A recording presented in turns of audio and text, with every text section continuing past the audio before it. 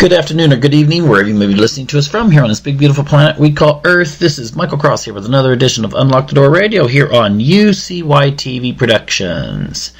Hey, today I would like to actually get into an issue, well, I don't know whether you would call it psychology, whether you would call it occult.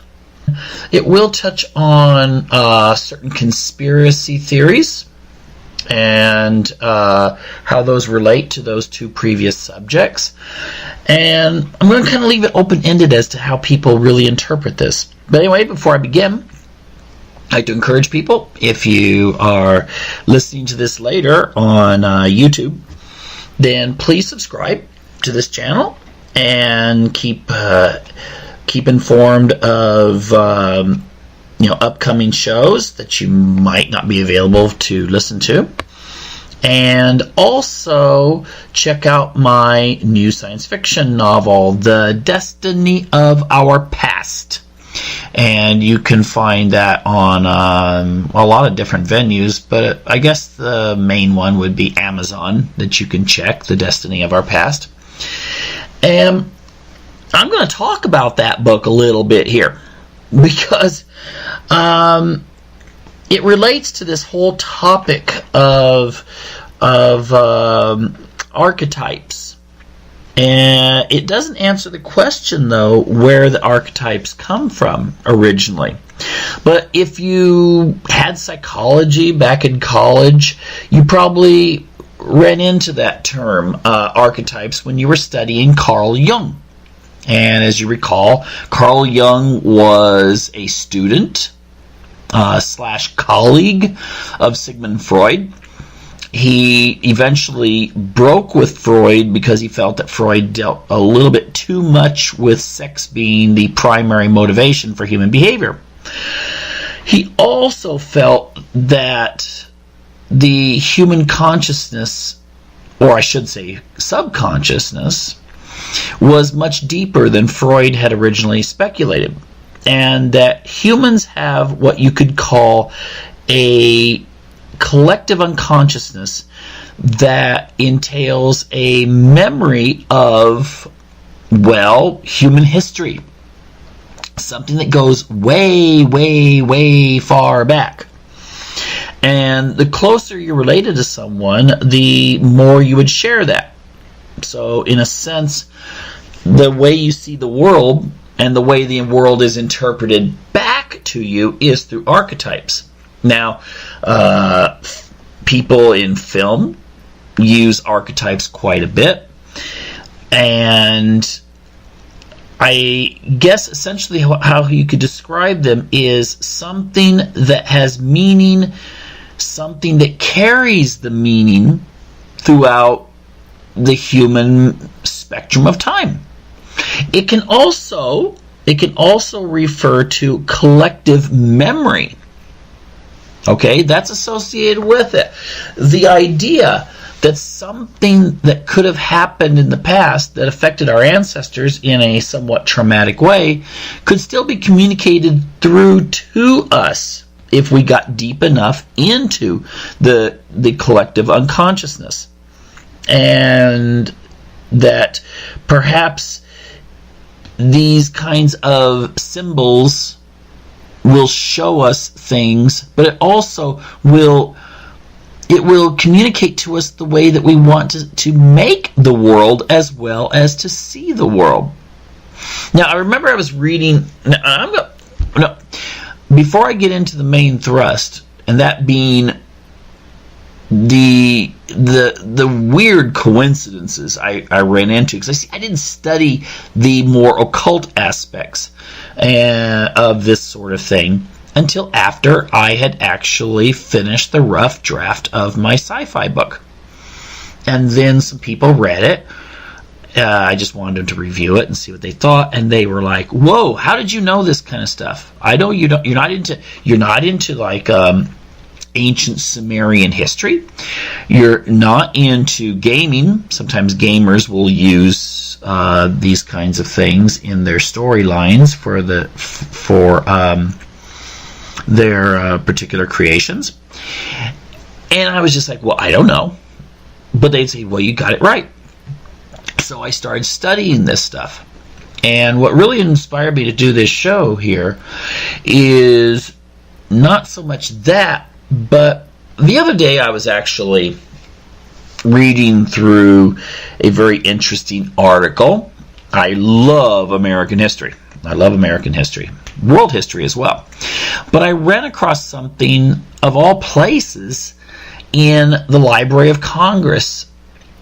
A publication there. And you can look this up if you don't believe me, okay, as I describe it. Thomas Jefferson wanted to make Washington, D.C., he wanted to employ a lot of ancient symbolism in his design.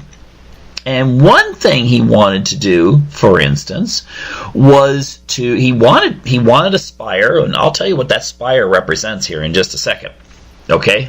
And you can look all of this stuff up, please do so. But Jefferson wanted the dome, of the Capitol. He wanted the dome to be dedicated to the ancient gods, pagan gods. Okay? So in a sense, first of all, the dome has symbolic value as well, in that, for instance, the Egyptian tradition, it refers to the idea of Ishtar.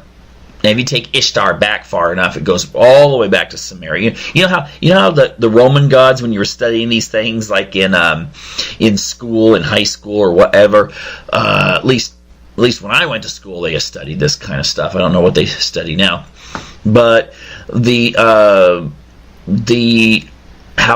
you always confuse the Roman gods and the Greek gods, and then you found out that essentially the Romans just made the Greek gods into Roman versions. And for the most part, there may be some differences, but essentially that's what they did. And if you take a look at the Norse gods, and you're going, well, wait a minute, it seems they have the same dynamism, then you see that there is this kind of interlocking sort of play with the gods. Now, Jung would raise his hand and go, yeah, you see, that shows the archetypes. We have to communicate the symbols through these gods, through this mythology. Although sometimes you could say maybe it's not necessarily mythology, and that's what I bring up in my book. But the dome, the symbol of the dome itself, and often you'll see in domes at the very top the sunlight can come through and so forth. Well, it's supposed to represent the eternal womb, okay, of Ishtar. So in a sense, it's kind of a fertility symbol. Now you got to remember, if you watch, films from the 1950s, for instance, especially those ones that came out of Italy with the bad dubbing on them, you think that, well, fertility symbols and fertility cults and so forth was just sex cults, and in some ways, I guess they could be considered such. But most of the time, fertility symbols actually referred to the idea of procreation. Okay, it did not have a lewd or licentious sort of connotation that often modern day people place on the ancients. All right, now yes, there were some weird groups, and I guess you could say cults, although cult is actually just means culture. It's the same word. That did some pretty heinous sacrifices and so forth, but for the most part, fertility symbols and so forth were to revere birth and renewal of life and so forth, and like a lot of that was associated with the Nile for the Egyptians. The idea that the waters, when they flooded, would bring nutrients and fertilize the soils, and then the crops could be planted and grow for the next season. So there was a great deal of emphasis in their religion on the Nile, although their religion dates back to ancient Mesopotamia and Babylonia, and probably goes all the way back to Noah. Okay? So, anyway, that's not all. As you know, that's not all. He wanted the spire, the obelisk, as well. Now, in occult symbolism, and that was very popular in the late 1700s and even the 1800s, and you can look this up. I mean, first of all, most people don't realize that Jefferson wanted, the dome is not to be like, okay, we're going to dedicate this to the Christian God. It was to dedicate it to the pagan gods. Now, the founding fathers, for the most part, were Christian, but many of them also dabbled into a lot of esoteric stuff. Okay, most of them were Masonic. Many of them dealt with, went into things that were a little deeper. And, anyone with incredible intelligence in those days would probably be expected to have done so. Okay, this was not some sort of dark, satanic type of thing. This was just trying to look into history and figure out all of these parallels and maybe even some of the energies. I think Jefferson was kind of into that idea of the energy coming down and affecting the course of human events, so to speak. And the obelisk itself, which later an obelisk was built, a memorial to George Washington. It's the largest obelisk in the world. But ultimately, if you go back into Egyptian symbolism, the obelisk refers to the story of Set. When these are gods, okay? These are supposed to be gods. They have their parallels to gods in Samaria as well, but we're not going to make this a big, long lesson about comparative religion. The thing is that Set kills Osiris. Now, this kind of ticks off Isis. Okay, she goes and finds the body, and later Set wants, because you can bring the body back to life. You're a god, okay? But then Set decides he's going to mutilate the body. He's going to cut it up and spread it all over the place. And then Isis goes out and finds the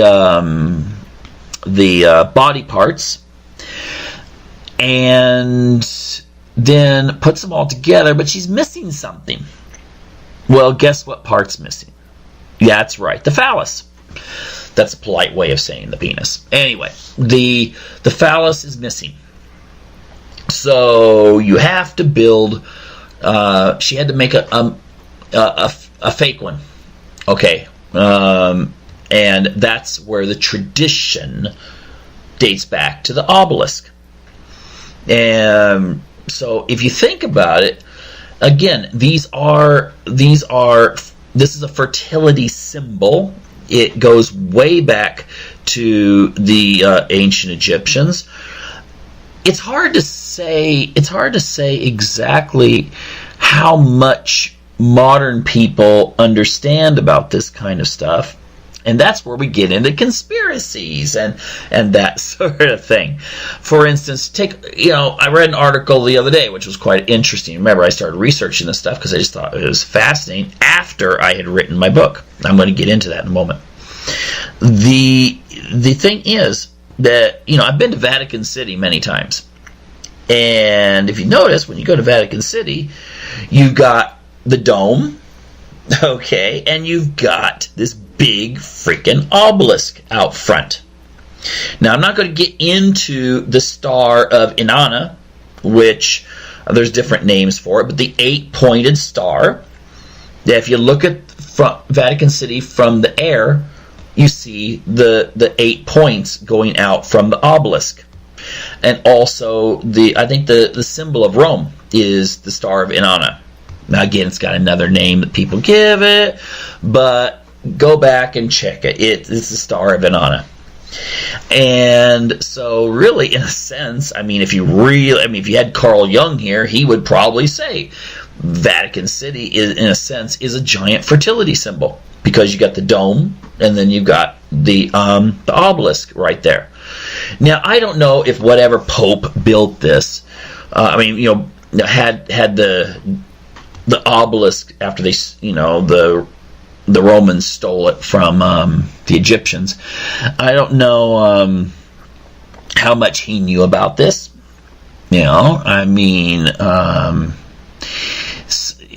It's really hard to say. I do know that I read that when the obelisk was being brought into Rome to be put up in Vatican City, that he issued a death penalty for anyone who even spoke. Now, I don't know whether that was for reverence of the obelisk as it was being moved, or, it's a huge obelisk too, or if it was for the safety, like if the horses were spooked or something like this, if people talked, then maybe they would drop the obelisk and it would break. I don't know, but it was a death penalty if people spoke. And then you were required to applaud once it was erected.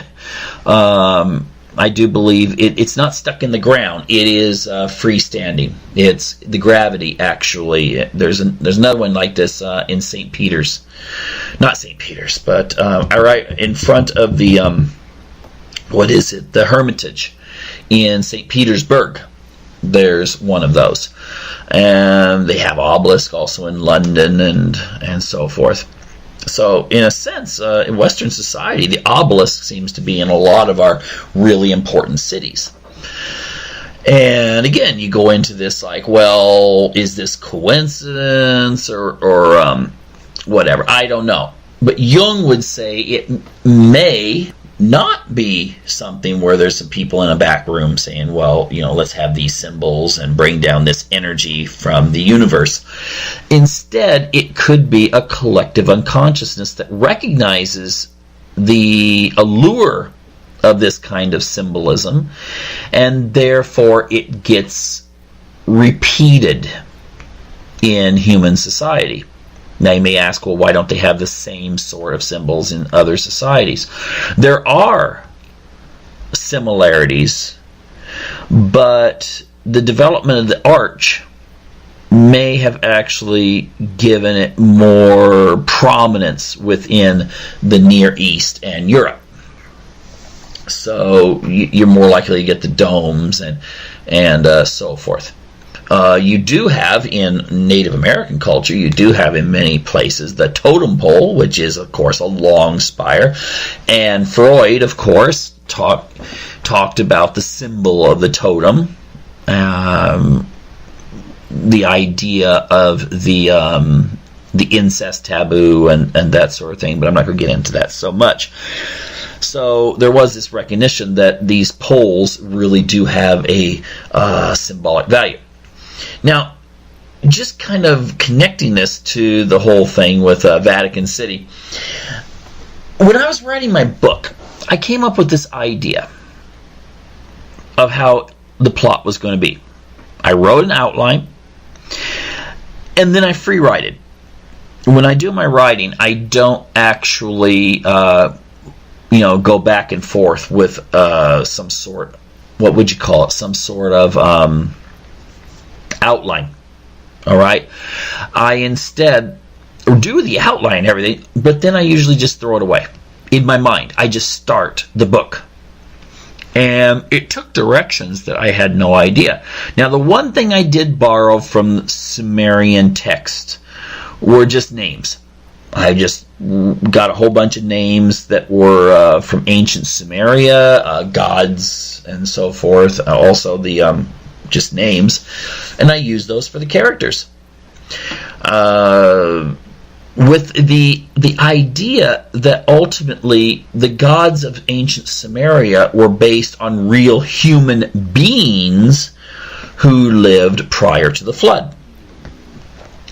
And of course they you had a break where Noah was someone who was, of course, he's not even really in the book as a character, just as someone doing something that people are talking about. Yeah, you ever wonder that? What was going on in those days? Was Noah just kind of doing, you always hear about Noah, but you don't hear about what the other people were up to, what they were doing.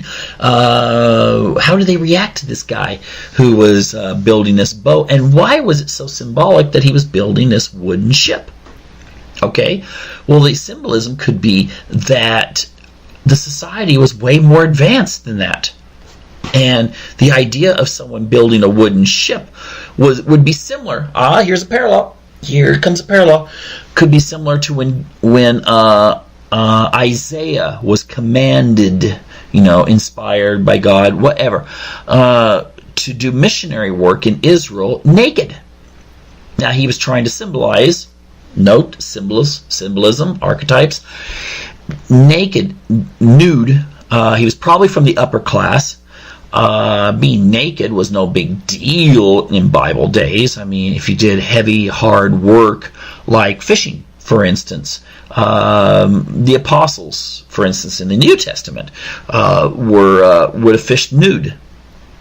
Okay, I mean, it's not exactly, you don't have all that many clothes, and if you're handling fish, you don't want to smell like a fish all day and all night. Okay, so you would fish naked. And that was something that laborers did. Okay, that's why when King David was celebrating this great victory over the Philistines, and one of his wives, gets angry at him because when he's dancing, you can see his reproductive organs were exposed when he was dancing, and she was like, "Oh, you're acting like a commoner." And then we read later that she was no longer able to have children. So the implication was that you don't jump on someone who's anointed of God for celebrating a victory that was delivered to him by God, even if he is dancing semi-nude. But the symbolism of Isaiah being naked was the idea that it represented how they would be if they were taken prisoner. Because when you took prisoners in those days, you didn't want them sneaking weapons, so you would strip them naked and lead them off, either to just get them away from the war situation, or usually just to sell them as, castrate them and sell them as slaves or whatever. And so the Bible's full of symbolism, and sometimes detractors take away, it's all symbolism. No, it's not, but often symbolism is used. Now back to Rome. Okay, all roads lead back to Rome. So we go to Rome. One of the things I've seen on popes' outfits, and I'll go back to my book. One of the things I've seen on popes' outfits is the Maltese cross. You know what cross that is. It's the one where if you're young enough, if you're old enough, I should say, and you went trick-or-treating, and there was this special cross, kind of the one that it looks like the ones you see on old World War I German airplanes. If you see those on a movie or just in a museum, that special cross. And you see that also on many of the Pope's outfits. Now, the interesting thing is, you can go back to the god Ninurta of the Sumerian pantheon of gods, and you will also see that on his breastplate is the Maltese cross. This cross predates Jesus by, if you go by that, it's 2,000 years. And yet it is a symbol that has been adopted into Christianity. Now, why is that? Is it because the Catholics were just trying to say, well, we need something that looks cool? Or was it that it was some sort of archetype, as Jung would say? Now, here's the creepy part. I mentioned that my main character in the book, he's supposed to be a doctor who gives up being a doctor because at one point he's asked by a parent, by two parents, if they would euthanize their 5-year-old daughter because she's just not up to par intellectually with other kids. And so this society is a very eugenic-based society. And he can't do it. He can't bring himself to do that, so he becomes a private investigator. But the interesting thing is that I wrote that he was from the Nerta bloodline, and that that his ancestors were either doctors or religious leaders. And I had no clue. I seriously had not even seen that cross, on the Sumerian depictions. Now, that could just be coincidence. But then the character that's supposed to be representative of Inanna, who in the book, yes, she goes, her name is switched to Inanna in the book, and there's some symbolism in there. In the Bible, they used to switch names all the time to promote a viewpoint. And the thing is that I describe her in ways that fit the actual, oh my gosh, even to the point that at some point she's going to be resurrected. She will be resurrected. You'd have to read the book to understand what that resurrection would refer to. And then I find out that in the Sumerian religion, she is resurrected. And then she brings life around her. Some of the bad guys in it, like Enlil, although he's not totally presented as a bad guy, just a corporate leader who's trying to wrestle control from his brother Enki. And I find that I've described everything according to the way it actually is described in their religion. And there's other names that are just, freaky. Again, I did not read these things. I was never a scholar. I mean, that kind of history just did not interest me. So I never looked at it. Now, there are several ways to look at it. I have talked to some people who say that maybe it was being influenced by the occult. Maybe it was a bad spirit trying to get the information out, kind of a Luciferian type thing. Now, I'm not a Luciferian, okay? I don't necessarily find that that's a way I want to describe my writing. I did not, invoke any weird stuff. But the parallels, there's a lot of parallels. I mean, almost every page has a parallel to the actual God, interaction between these gods. Even though the main character is not, he's not supposed to be one of these people. Okay, the main character, Mishara, he's the person you see this society through 3 months before the destruction of the flood. Other characters, there is one very important character who is supposed to be the granddaughter, one of Noah's granddaughters, but she has turned away. Her mother has turned away from Noah, and that has polluted her mind towards her grandfather. But most of the other people that are important in the society, the people that are in charge, they are the only thing I did was I took the names of the gods, but I didn't know who or how they interacted, and then I find out this is the way they did. And the one explanation one can think of is this connection to the collective unconsciousness. Now, in that sense, it could be, and I've heard several speakers since then describe this, that when the flood occurred, it destroyed most of humanity. It wiped out the major civilization, which would have been made up of a variety of cities. If you go back to the Atlantean narrative, which I do touch on, it wasn't just Atlantis. There were several other major cities, and that vied for power. In some traditions, may have had wars that involved nuclear weapons, but they would have been totally and utterly destroyed. And I placed the center of these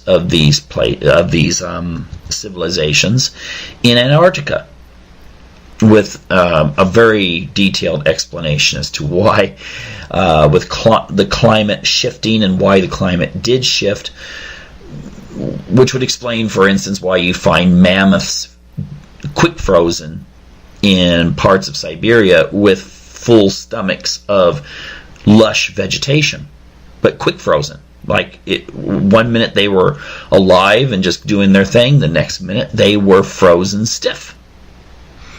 This would suggest that there was a major upheaval about 12,000 years ago. And the idea would then be that whether you're a descendant of Noah or not, okay, I really don't see any I don't see any firm evidence, even in the Bible, that only 8 people survived. We see the perspective of Noah that 8 people survived, but he was only looking at the civilization as he saw it. It would be like when Jesus said the thing about the mustard seed, the smallest seed is the mustard seed. Well, obviously there are seeds that are smaller than mustard seeds. But Jesus would have probably been aware of that, but he was talking to the people of his day. All right, Noah wouldn't be expected to be sitting there going, okay, well, my family survived. There was 8 people. There's probably way more than that on the boat. Way more. The Islamic tradition puts it at about 100. But why would he speak about the people everywhere else? I mean, is there any mention of Australian Aborigines in the Bible? No. Well, does that mean they don't exist? I mean, obviously, the whole world did not have to be wiped out. If your civilization is wiped out, okay, if everything you knew was wiped out through a series of upheavals and climatic shocks and tsunamis that would have probably been enough to make sure that there was nothing left of major cities on the coastlines of this society, then there'd be no evidence. And what evidence you could have survived for 12,000 years would be buried under, hundreds of meters of sedimentary rock under the ocean. Not in mountains, but under the ocean. But the peoples that would have survived in the mountain areas, they would have seen the devastation. They would have experienced devastation that would not necessarily have been floods, but they would have experienced trauma beyond belief. But they still would have survived. And this would be whether you were from Noah's line or whether you were from some of these lines, you would still carry this in the collective unconsciousness. And, there have been people that have tried to tap into that research as well as tap into the collective unconsciousness, like Helena Blavatsky was one, many, many others. But it all gets back to an age that was very advanced in our history that was destroyed. And perhaps we still have that buried within us. Maybe our inspiration for science fiction films today, maybe our desire to rediscover what we used to know is propelling us today. I mean, take a look at books like the Book of Jasher or the Book of Enoch. They read like a science fiction novel, but yet they were written thousands of years ago. Whether they are forgeries or not, the forgeries would have been thousands of years ago. And, when you have stuff talking about, like the Book of Jasher, talking about the reason for the flood was because people were messing around with genetics and crossing animals and humans and so forth to provoke God. Not magic. It was just that they were told that they learned how to do it. And look at what we're doing now. I mean, I take a look at you take a look at some of the articles out now. I was reading yesterday an article that was talking about how wonderful it was going to be that in 10 years we're going to be superhumans, or 10 or 15 years. We're going to be superhumans because you're going to be able to put microchips in the brain that can erase bad memories and put in different memories instead. Isn't that wonderful? And that's a book I just finished. I don't even have a name for it. It's being edited right now. But it deals with this particular subject. Because if you can put memories in and you can erase bad memories, why couldn't you totally erase who someone is and replace them with someone that you design? In other words, you take in someone who's just like, I don't know, Frank Smith, a normal 40-year-old guy. He's had maybe he's gone through a divorce here or there, a couple kids, just, regular old American guy. And he's got some depression and anxiety and all this kind of stuff. So he goes into the doctor, and the doctor says, well, let's just fix you up. We'll give you this implant, and tell us about your really, really bad memories, and we'll try to make things to where you'll be a much happier person. And Frank's going, yeah, fine. But what if the doctor goes ahead and erases everything? What if he totally erases everything and puts in a series of memories that have been designed by some sort of person who's an expert at computers and creates a new Frank?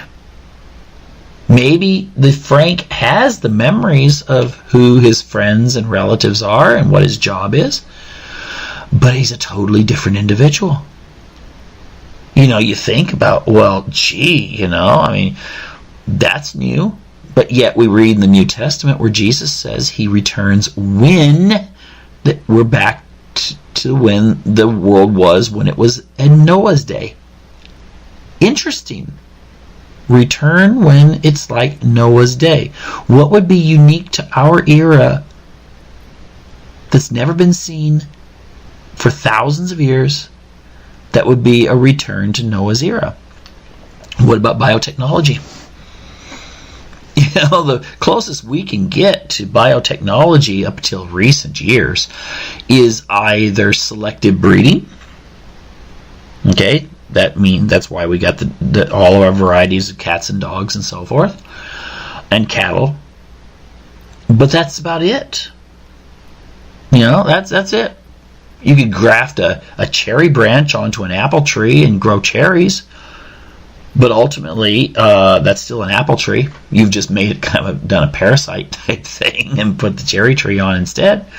But you still need that apple tree. But we're now in an era where we can cross apples and cherries. We're now in an era where you read about tiny parts of human brains taken out and put into mice. Okay? Images of that old cartoon Pinky and the Brain. But yeah, they're doing that. We got goats that they take spider DNA and put into them so that they'll produce silk. You dry the milk and it's silk. And there's other stories that talk about we only take it to embryo stage, crossing human and rabbit, for instance. And in all likelihood, if you took an embryo that's a cross between a human and rabbit to term, it would die. Okay, it would be like that scene in one of the Aliens movies where Wrigley looks at all these attempts to make a human alien hybrid, and all of these attempts have just failed. I think there's like one of them that's mostly human but still pretty messed up, and she's begging her to kill her in it. But we don't quite, I don't think we have the technology yet that you could line the DNA up in such a way that you would create and complete, like you could get something from Narnia. something that's like a half human, half rabbit. But I don't see it. It's impossible. If DNA is merely a blueprint, it'd be like taking blueprints from one house and blueprints from a totally different house and finding out how you could merge them to make a house that would look like both. It would have elements of both. And I read another article the other day talking about NASA thinking about using drugs to. They thought the idea has been brought up. I don't know if they're really into doing it, but the idea has been speculated about, that you could change the DNA of already existing astronauts so that they would be able to survive space and colonization of Mars. Okay? And other articles I've seen that have said that maybe we could create, embryos that would still be human, but they would have elements of animal DNA that would help them survive the low oxygen of Mars. Now, I don't know if they could come back to Earth. I don't think they would be able to, because maybe there'd be too much oxygen. They'd pass out. But you could create humans that could still be totally like you and me, but they don't need as much oxygen. But you'd have to mix them with a walrus DNA. It doesn't mean they're going to look like walrus and human, not necessarily. But you could make it to where they have that kind of ability to hold their breath or utilize their oxygen in that way. And oh my gosh, I could go on and on and on and on and on with all of these things that are coming about in the next few years. Now, maybe they won't come about in 10 or 15 years. Maybe it'll be 30. Maybe it'll be 50. But they're going to come. And, especially the stuff about DNA. Because we know how DNA works. We don't know how to mix it very well. But we know the basic structure. We're not quite sure yet how to develop robots, for instance, that are as smart as humans and have perhaps a conscience. Okay, that's still theoretical. But DNA is not theoretical, all right? You can mix stuff. Much of our food in the United States is actually what some people nickname Frankenfood, but it's a combination of different species. The tomato you may be eating may have some DNA from an octopus, all right? So, if you took one of those silk goats, they still are goats. It's just that some of the stuff that produces milk it changes the milk consistency to more what the spider web consistency would be. Slight alteration, but if you were to grind that goat up and make it into sausage and eat it, you're getting some spider DNA. All right, it sounds freaky, but it's true. We're already doing it. So in a sense, heck, I have mentions in my sci-fi book of centaurs and what I call azogs, which are human-reptilian mixes that are used for sex slaves. And you could be able to do that if you're able to totally know which genes line up which way and how they could be compatible. So you could have a human with scales, like a reptile, instead of skin. Or you could create a horse and human mix in which the back lines up in such a way and the lung capacity lines up in such a way that it could be supported and survive. Just like in Narnia. All those animals and so forth. Sometimes you wonder, was that based on, some of the ancient writings? Because I know that, these Tolkien's and C.S. Lewis's and all these kind of guys were really into, ancient stuff. Reading about ancient history and folklore and so forth. So you never know. But I just wonder if maybe some of the stuff that we do, we see all this stuff. We see certain types of symbolism nowadays. We see stars in logos, all-seeing eyes. The eye logo is everywhere. The eye of providence, whatever you want to call it, is everywhere. In many, many, many different corporate logos, in film, and so forth. Is this conspiracy, or is it some sort of connection to the collective unconscious, which assigned value to these kinds of symbols thousands upon thousands upon thousands of years ago? Or is it a combination of both? Who knows? But it is interesting. It's actually interesting to study this stuff, because obviously there's something beyond, oh, that's pretty. All right? Seriously, there's something beyond that's pretty to explain why we are attracted to these kinds of things. And I haven't even talked about the bottom of Saturn, and so forth. If you look for, now they've taken pictures of what Saturn looks like at the bottom, but it's just really fascinating. I'd encourage people to read up on it. I would encourage people to read my book. Just check it out. See if I'm crazy, or maybe there's something like, that some of these people that have read it have gone, oh my gosh, this is really different. I had someone that was kind of down on religion, and he read it, and he was just like, oh my gosh, this could really explain the Old Testament, the book of Genesis actually being true, but just not the way it's interpreted by most people. So you never know. But anyway, look up archetypes. Look up these kinds of things. It's really fascinating stuff. I think and when you do it, you may wind up. It will challenge you, and it will blow your mind. It really will. Because then you're going to start seeing things everywhere, and whereas some of it may just be nice designs, some of it you're going, what influenced that? Okay, anyway, on the first part of the show, we dealt with the aspect of archetypes and how those are all around us. If we start learning about symbols and so forth, you can, if you have an interest in archetypes, and many people run across these kinds of things when they're researching conspiracy issues and things like that, look up Carl Jung.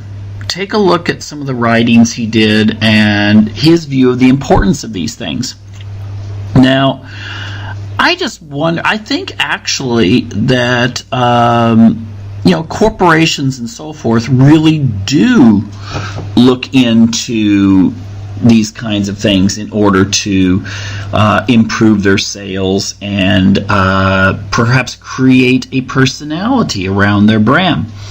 It's actually quite interesting. I always wondered why the Pentagon was designed the way it was, and then I researched it and found out that the designer was kind of into, I wouldn't even just say archetypes. I mean, maybe a little bit of, how would you say it? Maybe occultish sort of ideas. But nevertheless, you get the Pentagon, which is a symbol that goes all the way back to Pythagoras, in which it was the symbol that people wrote on their hands as a way of going in and seeing the rest of the disciples of Pythagoras. It was a religious cult. They believed that God's language was mathematics, and that you'd be able to unlock all the mysteries of the universe through the use of mathematics. I've actually heard some people talk about the Hadron Collider in Switzerland and say that ultimately you'll find the God particle. You'll be able to find how God set the universe up. And this could go back to Pythagoras. It probably goes back long before Pythagoras, because he didn't claim to come up with everything himself, but was based on ancient, very, very, very ancient writings, which of course could predate, for instance, as we were talking about earlier, it could predate the flood, so that these mathematical symbols were thought to have some sort of significance. Therefore, you had things like Washington, D.C. based along a certain sort of grid that some people will say is occultish. But of course, it goes into what we define as occult, which usually means hidden knowledge. So when you say occult, it does not necessarily mean that you are talking about such things as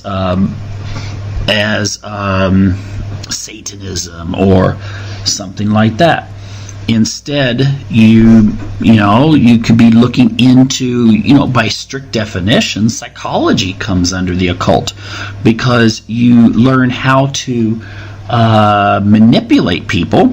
If you're using psychology for marketing, and my gosh, the psychology that's used now goes so far beyond anything Edward Bernays had ever dreamed of. I'm going to do a show on this in the near future, where you can be, through your social media, you can be manipulated by just stories that are fed through to you by advertisers and so forth, and that can relate also to politics. But essentially, psychology could be seen as occultish. Any discipline where you know something that can affect other people, but they are not aware of it, by and large. I guess under that definition, nowadays most people don't know that much about math, so therefore we could go back to Pythagoras. But I do think I got to say one thing. It is interesting, our entertainment differences nowadays. I mean, if you remember back maybe to grade school, some of you may have seen the old Donald Duck thing, Mathematics Land, in which they talk about Pythagoras and pentagrams and that sort of thing. You wouldn't see that nowadays in cartoons. It was very high order cognitive reasoning that was just part of entertainment. And nowadays our entertainment is just pretty much fluff. It's designed to get. It's almost like in the media when we talk about clickbait, and how clickbait is something that may not even have anything to do with a real story, but or if it is designed about a real story, it's sensationalized, kind of tabloid style, to get us to click it on. And that's the way our media is becoming. I mean, if you remember that one scene in 1984 where Winston's friend is eating at the table with him, and they're talking about how someday, if they're successful, people won't even be able to have conversations anymore because they're going to rewrite the entire dictionary to where each year it gets smaller and smaller and smaller and smaller and smaller, and eventually you wind up with a situation in which communication is pretty much impossible. I know it, when I read 1984 and later saw the movie, I was thinking, well, wouldn't that be kind of difficult to achieve? Sort of seeing it nowadays. I wouldn't be surprised if maybe the next presidential election or the presidential election after that is just nothing more than a Twitter post from both candidates. They can send out their message that way. We're almost at that point.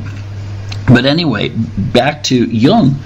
I would really strongly encourage people to look it up, and you'll be surprised at how much, if you know about Jung and symbolism and so forth, you'll be able to watch a movie and, spoiler alert, it will spoil you. You'll be able to tell, for most of the part, 90% of all movies you can watch a few minutes of, and you're going to know who the villain is, how it's going to wind up, what the major plot is, and so forth. It's really quite fascinating. But you don't change your formula all the time. For movies, that would make no sense. Movies are a technique to get people to watch. So therefore, if something's successful, you just rehash it, and rehash it, and rehash it, and rehash it. And it can even cross over genres too.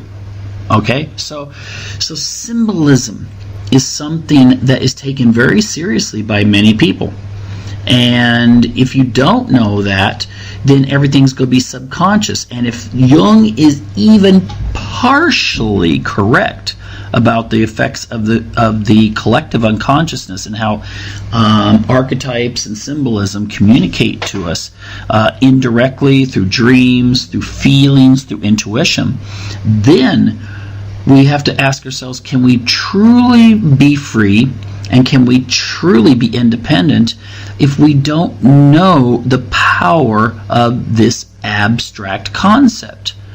Because, I mean, it's a language in and of itself.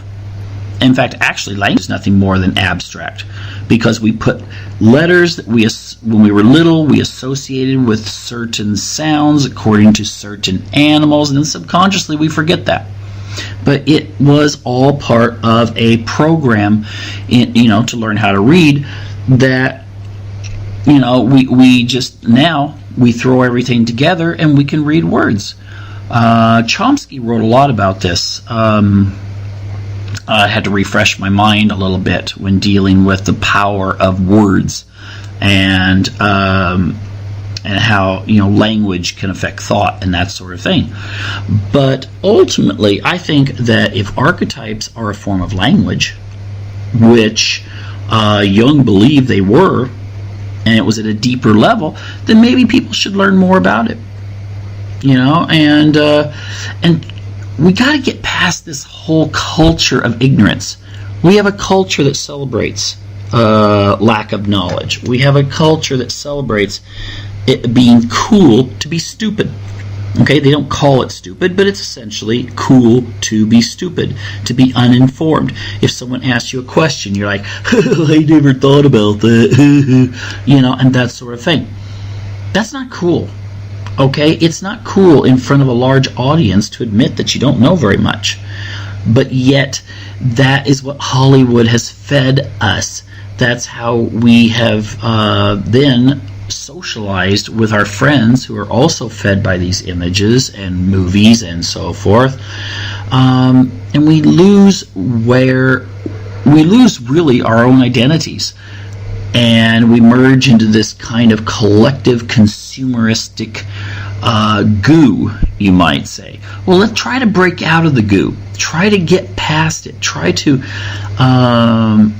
learn about some of these things. I mean, it's actually interesting. It's not dry. Learn about Freud. Learn about Jung, Adler, Skinner, these kinds of people, because they gave such incredible insights. And you know what? If you think it's boring, you got to remember some of the people out there that actually run the society, that sit back and think about ways to use the media to make you who you are, to get you to think differently, act differently, and so forth in all aspects of life. They have studied these people. They know the theory.